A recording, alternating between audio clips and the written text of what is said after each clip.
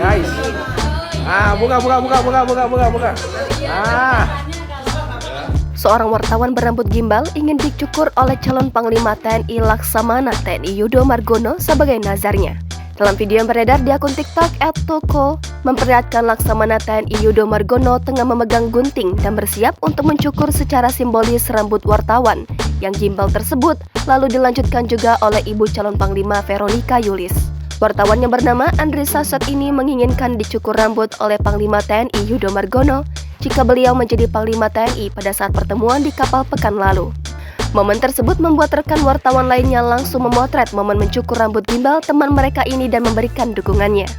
Tak hanya itu saja, terdengar juga rekan wartawan lainnya melontarkan permintaan doa agar temannya itu segera diberikan jodoh dan rezeki. Kemudian, istri Panglima TNI Laksamana TNI Yudo Margono langsung mengucapkannya.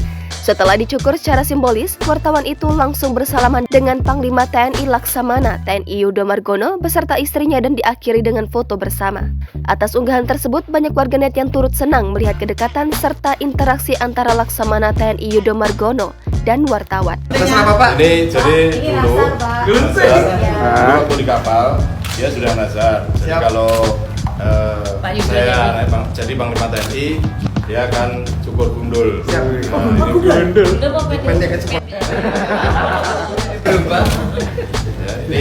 Ini secara simbolis. Bapak satu, ibu satu. Secara simbolis kita potong.